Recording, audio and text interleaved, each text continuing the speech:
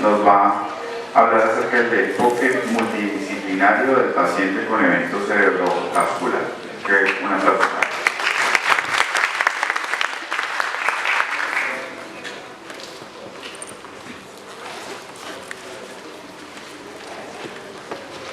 Muchas gracias. Gracias a todos por la espera. Gracias a, digamos, que a los que han hecho que este evento se haya llevado a cabo con éxito. Gracias por la invitación a todo el grupo que estuvo en el Congreso. Este tema realmente es algo que viene en boga y para mí es un placer hablarles hoy de enfermedad cerebrovascular porque durante los últimos 5 años probablemente la enfermedad ha tenido un vuelco sustancialmente beneficioso en favor del paciente. Mucha gente antes decía, bueno, ACV, dejemos en urgencia, esperemos el TAC de control, ya quedó discapacitado. Hoy en día realmente venimos teniendo una revolución tanto conceptual como terapéutica de los pacientes con ACV. Solamente que tenemos que tener algunos criterios muy claros y un manejo multidisciplinario. Mis completos intereses. Los objetivos realmente de hoy es actualizar conceptos de procesos agudos de ACV, tanto en diagnóstico como manejo, comprender los mecanismos fisiopatológicos, realizar un enfoque rápido y descartar diagnósticos diferenciales, definir un manejo integral, y este manejo integral consiste no solamente en la participación del neurólogo, es una participación que empieza desde el mismo reconocimiento en casa y del personal prehospitalario o LEGO, el reconocimiento de las instituciones que pueden colaborarnos con un adecuado enfoque de los pacientes con esta patología. Esclarecer cuándo y quiénes se benefician de las intervenciones básicamente tardías. Vamos a ver que hay artículos que proponen básicamente intervenir estos pacientes entre 12 y 24 horas, que esto antes realmente no se hacía, y es lo que les digo, quedaban pacientes completamente discapacitados. Hoy en día la idea es dejar la menor discapacidad posible y esto va a reducir los años sustancialmente perdidos laboralmente, la carga que tiene para la familia y la carga básicamente económica para un país con pacientes con discapacidad por ACV.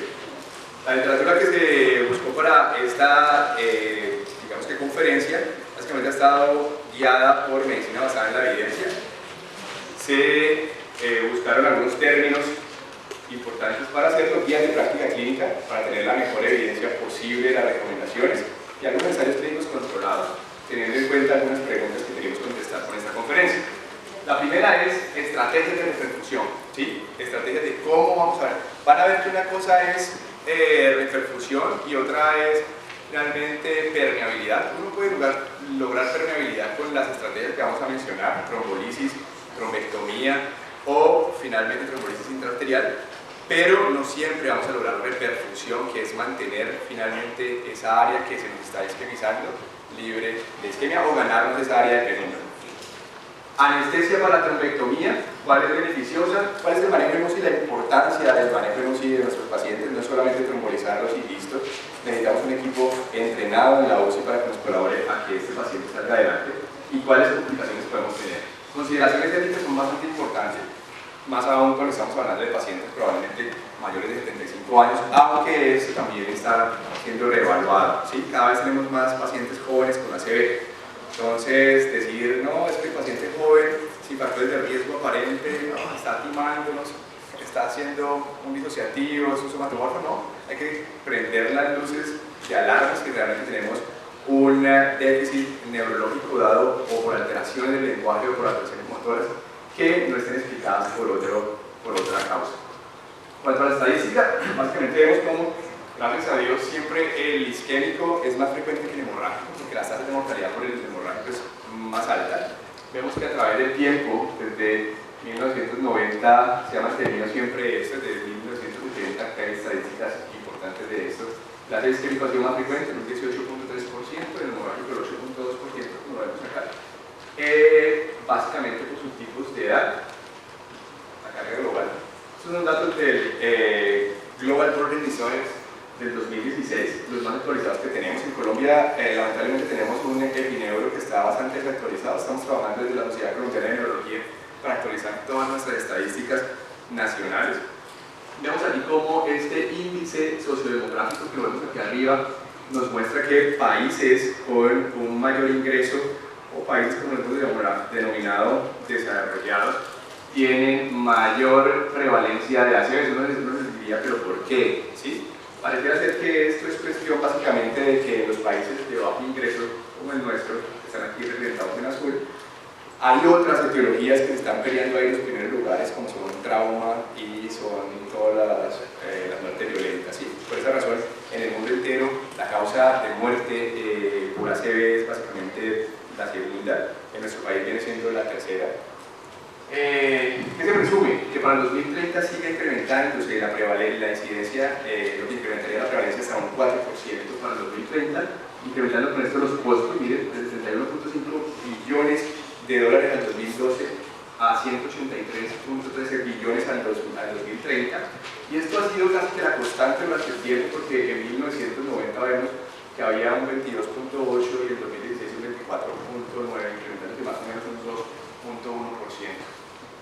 Como vemos aquí, este mapa casi que clasificado por colores, quienes tienen prevalencias más altas son los asiáticos, de este lado, luego el este de Europa, finalmente Norteamérica, algunos países aquí finalmente de Asia septentrional, y nosotros, y África básicamente con una prevalencia menor al resto. Con respecto a la prevalencia por edad y género, hay algo importante aquí, y es que entre los 60 y los 75 años aproximadamente es más frecuente en hombres, pero al ser mayor de 75 casi que las cargas se equiparan y viene a presentarse de igual forma tanto en hombres como en mujeres. La incidencia ajustada básicamente aquí por raza y por tipos de stroke. Vemos que el isquémico siempre es más frecuente que la hemorragia intracraneal y la hemorragia subaracnoidea acá de última, y que divididos entre razas blanca y negra, la negra finalmente es la que tiene las tasas más prevalentes. Entonces tenemos ahí como factores de riesgo, ser negro y la edad. De más edad tengamos, probablemente más probable sea tener una serie. Esta es la tasa cruda de mortalidad en jóvenes. Miren que entre más jóvenes se sea, la mortalidad es menor. Cuando aumentamos entre 55 y 64 años, que es esta última línea acá, aumenta la mortalidad. Y la probabilidad de muerte al año después del primer stroke, miren que lo dividen entre hombres y mujeres de raza blanca, estas dos primeras conjuntos, y estos dos últimos son de raza negra. Vemos que los de raza blanca presentan una mayor prevalencia de mortalidad al primer año, ¿sí? Siendo el rango etario más, digamos que comprometido, los menores de 75 años. Mientras que acá la probabilidad de muerte a los 5 años después del primer ACV, básicamente entre mujeres y hombres de raza blanca, es más o menos igual después de los 75. En la raza negra, miren que es menor. Y esto sí es lo llamativo, que la recurrencia o la mortalidad después de los 5 años, después de haber tenido más de un ACV, incrementa en la raza negra, ¿sí? Más de mujeres que en hombres. La fisiopatología, porque es importante, porque es lo que nos va a determinar el comprender que la terapia debe ser una urgencia. Si llegan pacientes con ACV, lo más probable es que todo el mundo diga, ay, llegó con ACV, sí, déjalo allí, tómalo un tag a ver qué se ve. Y si no se ve nada, el concepto que había anteriormente es, déjalo a ver si en el próximo, dentro de 12 horas, le encontramos algo, ¿sí? Realmente no, es una urgencia, y así como actuamos muy rápido cuando hay un infarto por miocardio, porque genera mortalidad, pues en estos pacientes genera discapacidad y un alto costo para el sistema. Entonces, la idea es, igual, el concepto es una urgencia. Tiempo es cerebro, y vamos a ver cómo está determinado el tiempo en este momento para el manejo. Es muy diciente y nos explica todo. Esto que ven aquí en rayitas se llama el core isquémico. Esto que ven acá es la penumbra de lo que queremos rescatar, y acá es un área de oligoemia, que aquí en el cerebro lo hemos representado de esa misma forma. El verde fluorescente es oligoemia, penumbra es el verde más clarito y el centro es el core isquémico. El cerebro normalmente tiene un flujo sanguíneo cerebral de más o menos entre 50 y 100 mililitros por cada 100 gramos de tejido. La oligoemia comienza a presentarse cuando tenemos entre 30 y 50, y tenemos esa área de penumbra entre 15 y 30, esa es la que nos queremos ganar, no tenemos que dejarla ir porque es la que nos va a dejar discapacidad. Y el área pequeña, que es la que se ha isquemizado, pues esa sí ya no podemos hacer nada por ella. ¿Qué pasa en ese lapso de tiempo? Cuando inician todos estos síntomas, se desencadena una cascada proinflamatoria guiada básicamente por glutamato, como ven acá. Estas son las vesículas de glutamato. Es una respuesta citotóxica que va a desencadenar un aumento en las concentraciones de calcio intracelular mediadas por fosfolípidos nebulización, radicales de oxígeno libre que van a hacer una acción nociva sobre la mitocondria y finalmente fosforilización van acá a pasar a la parte de apoptosis por los SMAC diablo, activan todo lo que es AMPA, NMDA y finalmente lysis que hace esta vía por los PIPAR1 y el núcleo finalmente muere. Esa es lo que pasa casi que en esas primeras 4.5 horas que tenemos para temporizar. Una vez entendido esto, pues se han presentado miles de estudios que soportan la evidencia desde los últimos 5 años, donde aparecen las guías de práctica clínica asiáticas, las europeas, las americanas y algunos estudios que han ido saliendo en New England Journal como el Stendia, el Mr. Clean, donde avalan definitivamente las terapias de repercusión. Esto básicamente para recordarles que la enfermedad cerebrovascular es una urgencia, que es un tejido que se está muriendo y tenemos que reperfundirlo. Cuando ya identificamos el paciente, hay que ver si tiene factores de riesgo o no. Los factores no modificables, como pudimos ver, la edad, sexo, raza negra. Los modificables, que no sea hipertenso, diabético, que tenga exposición a tóxicos como alcohol y tabaco, dislipidemia, fibrilación auricular, que es algo directamente proporcional con ácido cardiofólico, valvulopatía, aterosclerosis, anemia, células falciformes y hipercoagulabilidad. La hipercoagulabilidad no es la mayor causa en pacientes jóvenes. No vamos a hablar hoy de ACV en pacientes jóvenes. ¿Qué es un paciente joven? Todo aquel menor de 50 años. Porque ve uno con frecuencia que llega paciente sin factores de riesgo y lo que primero quieren descartar es trombofilias. Menos del 5% de los pacientes jóvenes hacen ACV por trombofilias. ¿Cuál es la principal causa de ACV en pacientes jóvenes? Alteraciones estructurales. Foramen oval, fibrilación auricular. ¿De acuerdo? Entonces, a esos pacientes hay que hacerles eco transesofágico, Doppler o angiotac a los pacientes jóvenes. El cardiólogo a veces es una lucha porque no, pues el torácico es suficiente. Tenemos miles de estudios que demuestran que el transtorácico no es suficiente para encontrar anormalidades estructurales del septum interauricular.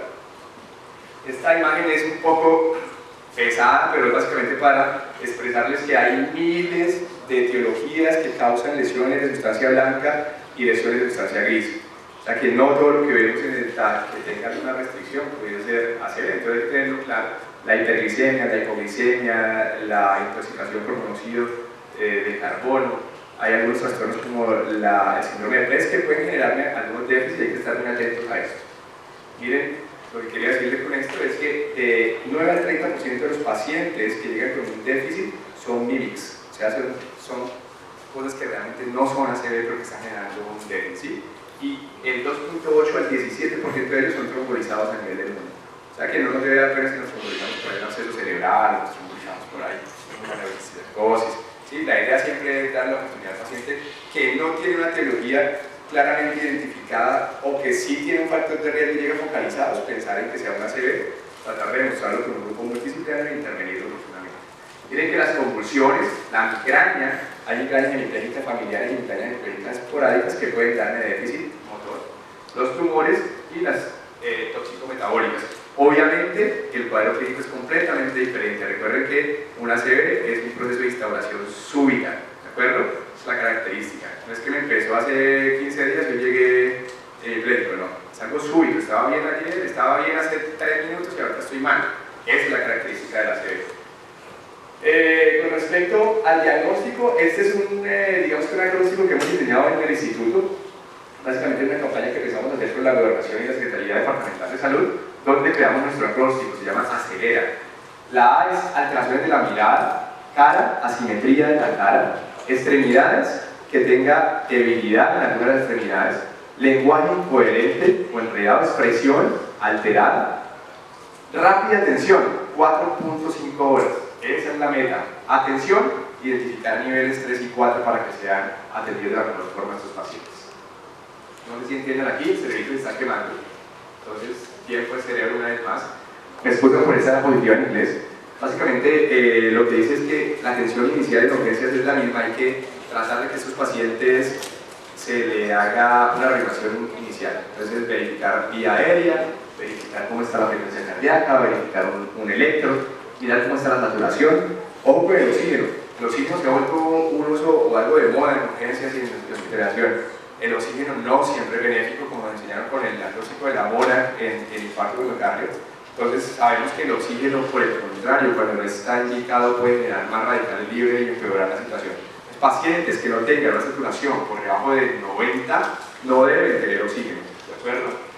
Determinar una glicemia o una glucometría de urgencias. Sabemos que hay un stroke por hipoglicemia, entonces que no nos falte esto más que electrolitos. Realmente los electrolitos no hay ninguno que genere una focalización tan clara como una ACV, exceptuando la hiponatremia. No hay una hiponatremia tan aguda que pueda circularnos una ACV, ¿verdad? Pero no tenemos que desgastarnos pidiendo cosas que no tenemos que pedir. Con ver la presión, con ver una glicemia, con un electrocardiograma, determinar si tiene o no factores de riesgo y estipular el tiempo que lleva con los síntomas, ¿sí? ¿Cuándo fue la última vez que fue visto bien? ¿Qué no debemos hacer? Modificar la presión arterial, especialmente en el área prehospitalaria, si no se sabe qué hacer, ¿sí? Si no hay alguien entrenado. Acuérdense que la presión no debe disminuirse, es la forma en que se protege el cerebro.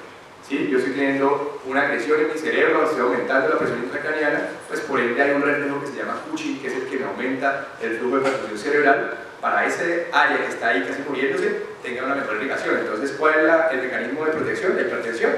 Solo se trata en aquellos pacientes que tengan una sistólica mayor de 220 o mayor de 110, especialmente si lo va a llevar a trombolisis, pues llevarlo a menos de 185, menos de 110. ¿De acuerdo? Vamos a dejar claros conceptos al final de esta charla y vamos a hacer unos casitos que ustedes me van a decir para que eso no sea un monólogo. Vamos a participar todos.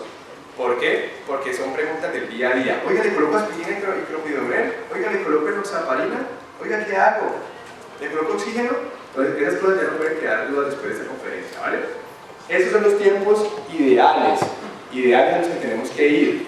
Entonces, un paciente que me llega con un déficit de urgencias no es que, ay, no, sí, espere que le llegue el triage, espere que la jefe como que se anime, que está en el baño, téngalo ahí un ratito. No, es rápido. El paciente que llegó quejándose de alteración del lenguaje, paciente que tiene una debilidad aguda, cualquier de las extremidades, tiene una simetría facial, debe ser pasado de inmediato, activarse el código stroke. Y mire lo que debe tardar en que un médico lo vea: 10 minutos. O sea, llegó un médico de urgencia, ya debe estarlo viendo.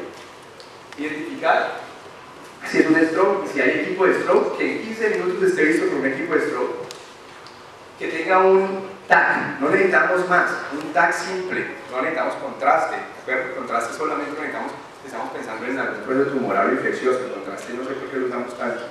Un TAC simple, ¿para qué? No para ver si tiene un infarto. Vamos a ver que no vamos a encontrar casi nunca un infarto. Ahorita vamos a los signos premonitores de ACV temprano, pero realmente es para ver que no esté sangrando, para ver si es un buen candidato a trombolisis. ¿Listo? Interpretación de este TAC: a los 45 minutos o antes, tener ya definida una vía de acceso central para periférico para colocar la trombolisis, menos de 60 minutos, y estar admitido en una unidad de stroke o en una UCI en su efecto en menos de 3 horas.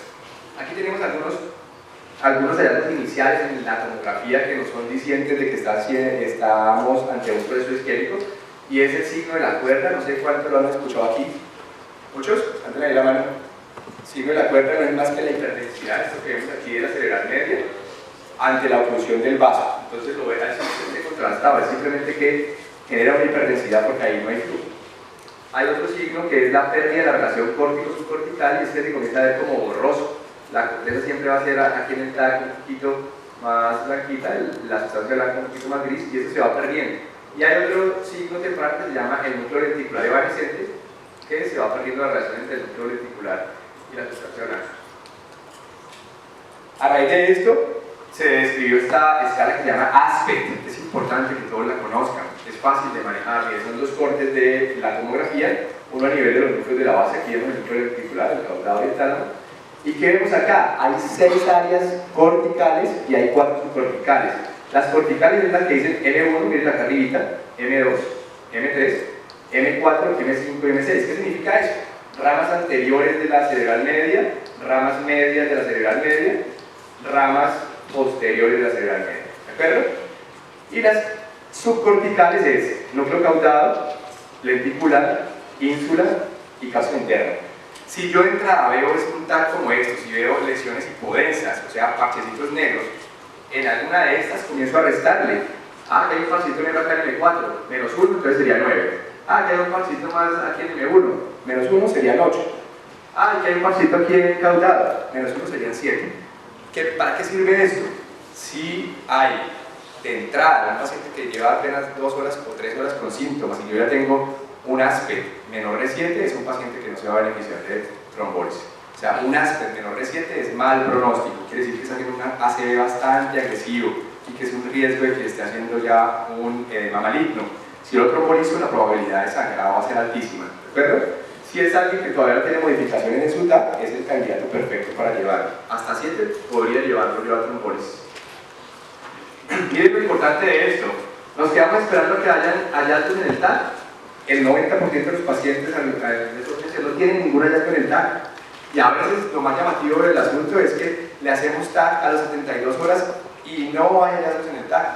De hecho, con los pacientes, con los médicos de UCI, yo les digo, oye, le están haciendo radioterapia a ver si lo ocluyen el vaso o le destapan el vaso a punta de TAC. No es necesario. Si hay una clínica, si hay un factor de riesgo, tienen una resonancia si tienen un angiotac preferiblemente. ¿De acuerdo? Miren acá el angiotac, como si ve la amputación de la cerebral media y todo este territorio ya sin circulación. Y miren la difusión, que es lo que deberíamos ver. Finalmente, si hay un centro especializado, debe tener angioperfusión y vemos aquí cómo está restringida la difusión. Eso es importante, lo colocamos nosotros en nuestro protocolo de la acelera. La desviación de la mirada. Miren, la desviación de la mirada es un concepto nuevo. Nosotros lo sabemos hace mucho tiempo por semiología, y hacia donde estén los ojos desviados, hacia esta lesión, especialmente si son lesiones de la cerebral media o finalmente de la circulación anterior del frontal. Entonces nosotros decimos, el paciente ya llega diciéndole a usted, mire, no puedo hablar bien, no puedo moverse al verbo, estoy mirando hacia acá, tengo una CB en la cerebral media derecha, hágame algo, ¿sí? Ya le está diciendo casi que trombolíceme, ¿sí? Paciente que llega con déficit, mirando hacia ese lado, oiga, estoy infartado, hágame algo, ¿listo? ¿Cómo se mide esa desviación? Ustedes pueden verla, se ve perfectamente, el paciente llega mirando hacia un lado y casi que no cruza la línea media. Pero si no es tan visible para ustedes, el TAC sería una buena ayuda y lo que medimos es la angulación. Este ángulo que finalmente trazamos una línea horizontal por los globos oculares, mira, por toda la mitad, trazamos una antero-posterior, que es esta línea AB, y trazamos unas oblicuas que van por la córnea, que son esta que dice EF y GH. Este angulito que se forma aquí, si es mayor de 14 grados hacia un lado, ya es una alta sensibilidad, una alta especificidad, un alto valor predictivo positivo, un alto valor predictivo negativo. Lo que quiere decir que hay que trombolizar. La escala de NHSS, no voy a profundizar en ella, la encuentran en todos los smartphones. Practíquenla. La gente experta, practíquenla. ¿Sí? NHSS, un experto la desarrolla en 7 minuticos, no se demoran más. Pasando ahí. Si da entre 5 y 25, paciente candidato para la trombolisis. ¿Sí? 5 y 25. Peor pronóstico, quienes tienen NHS mayores de 20, menos de 5, uno le puede dar chance que recupere. ¿De acuerdo? Observación. El manejo básicamente es todo lo que hemos dicho: corregir, evitar manifestaciones secundarias, manejo de vías respiratorias, optimización hemodinámica, anticoagulación. Vamos a ver cómo es lo que hacemos esto. Vamos a ir por acá. El estudio INQUES y el COSAC nos muestra que definitivamente la presión arterial tiene que controlarse. Yo quiero trombolizar 185, 110, lo dijimos. ¿Cómo? Con lo que tengamos. Tenemos nitroprusiato de sodio, pues digamos que el riñón no lo permite, lo hacemos con nitroprusiato de sodio. Tenemos carnipina, que en Colombia no hay. Tenemos la betalol, favoritos de la betalol 10 miligramos. ¿Cuántos? 2 o 3 hasta lograr esta meta. ¿Listo? El manejo del azúcar, la glicemia, importantísimo. Entonces, mire que es que está muy hiperglicémico. Verificar que no esté en una crisis hiperglicémica tipo hipersmolar o cetósica o no cetósica y tratarla. No es un candidato a trombolisis todo aquel que tenga signos y síntomas de crisis hiperglicémicas.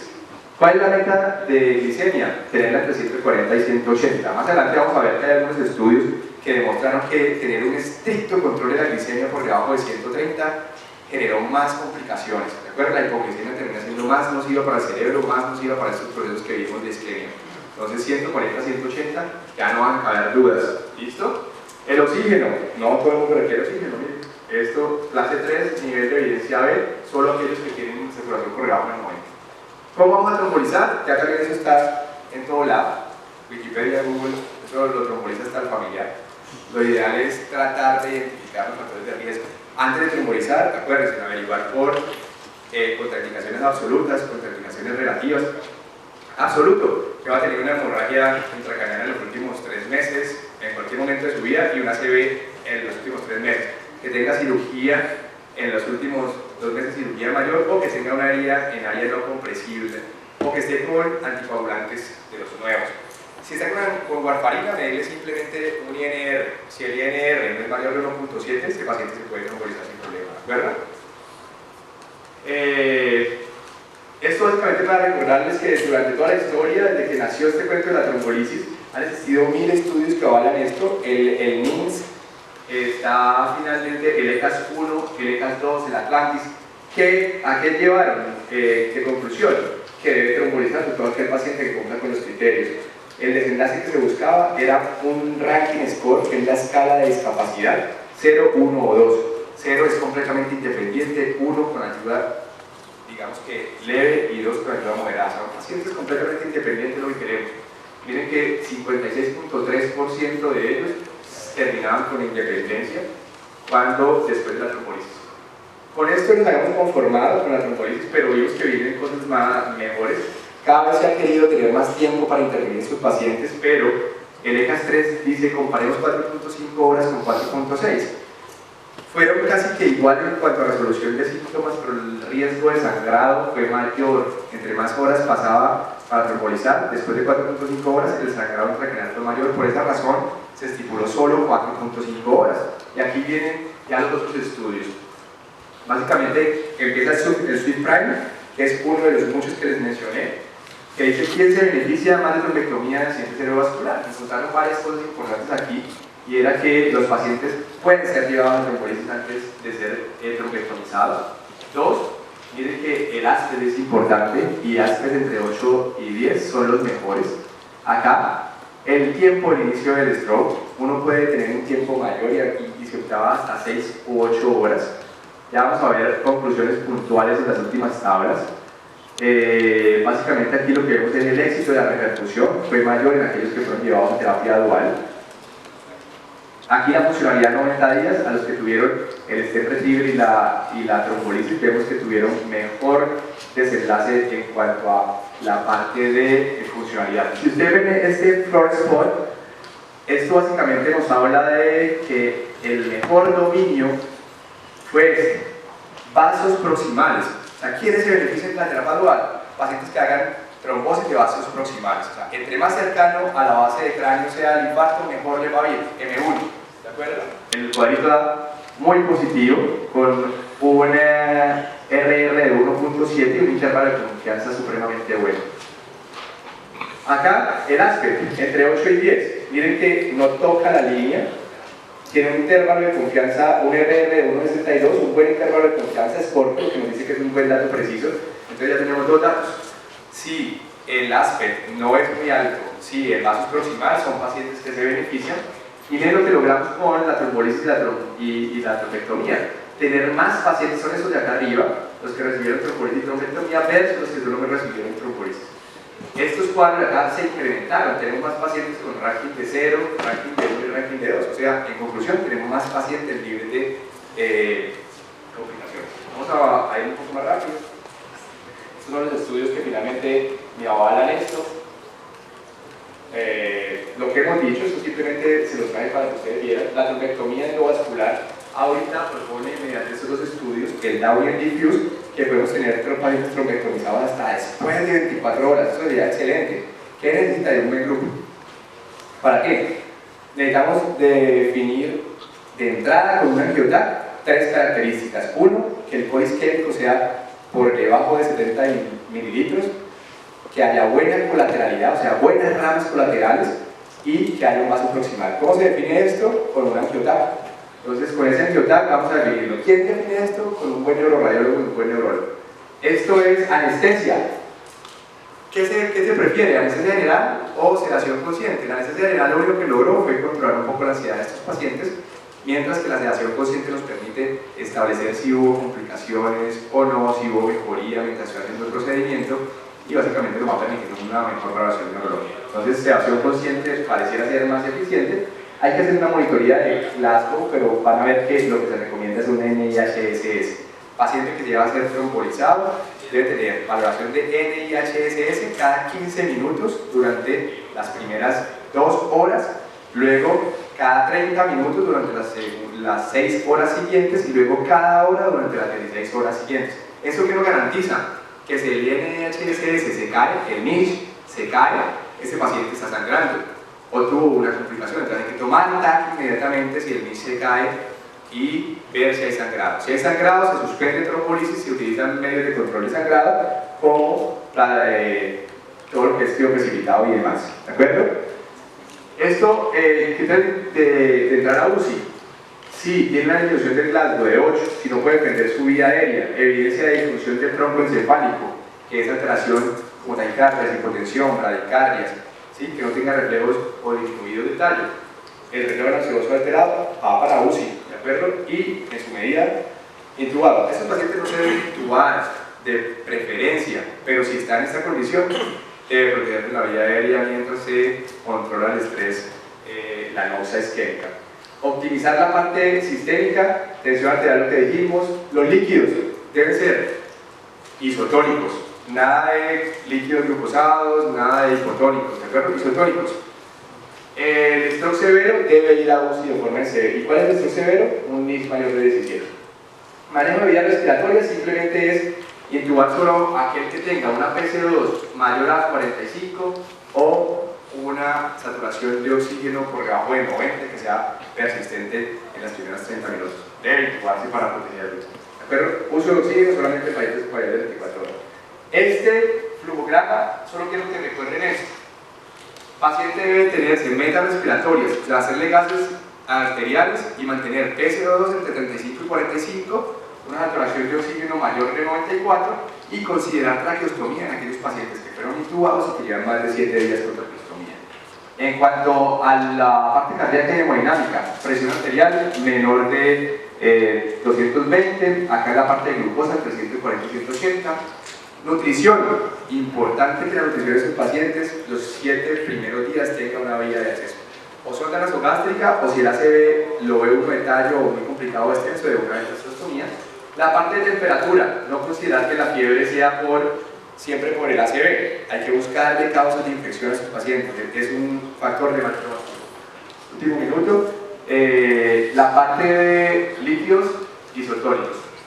Esto lo vamos a pasar, es lo que hemos estado diciendo todo el tiempo, pero eso sí quiero que les quede claro acá con respecto al manejo de edema cerebral. La anatomía es compresiva, uno puede utilizar antiosmóticos, ¿sí? Los puede utilizar durante las primeras 24 horas, si no hay memoria, llamar a urgencia al neurocirujano para que nos haga una anatomía compresiva. Y este concepto de confusiones es sumamente importante. El 43% de los pacientes con ACV debutan con una confusión, ¿sí? El 11% de ellos quedan epilépticos crónicos. Y los que no responden, y uno dice, el ACV es tan chiquito pero no responde, ese paciente no despierta, hay que descartar que no tenga un estatus epiléptico no convulsivo, o sea que esos pacientes deberían ser monitorizados con electroencefalografía. La fiebre, listo, yo creo que vamos a terminar, quería mostrarles esto porque la antiagregación dual no es recomendable, ¿sí? Produjo mayor sangrado, entonces solamente aspirina en las primeras 24 horas y no hay sangrado. Anticoagular, paciente con FA y ACV, según la guía europea, según el NIHS se va a anticoagular. No es necesario correr anticoagular. ¿No? Si el NIHS fue menor de 8, lo puedo anticoagular full al tercer día. Si fue entre 8 y 15 y no tiene contraindicaciones, lo puedo anticoagular full al sexto día. Y si el NIHS fue mayor de 16, lo puedo anticoagular full mayor de 12 días. ¿Anticoagulación profiláctica se usa? Sí, hay que dejar menos heparina, 40 miligramos cada día. ¿Listo? Nutrición, ya lo habíamos dicho. Rehabilitación. Se nos quedan pacientes sin rehabilitación. Debe rehabilitarse. Juicioso, los 7 primeros días. Pacientes que rehabilitan en los primeros 24 horas en adelante tienen mejor desenlace. Y finalmente las consideraciones éticas. Siempre conciliar con el paciente, conciliar dependiendo del pronóstico y básicamente las conclusiones son estrategias de reconstrucción, le va a mejorar a los que tienen terapia dual, no dejar que tengan hipotensión, hipertermia o hipoglicemia, manejo concomitante con la UCI, conjunto con cirugía y parte endovascular. ¿Listo? Muchas gracias.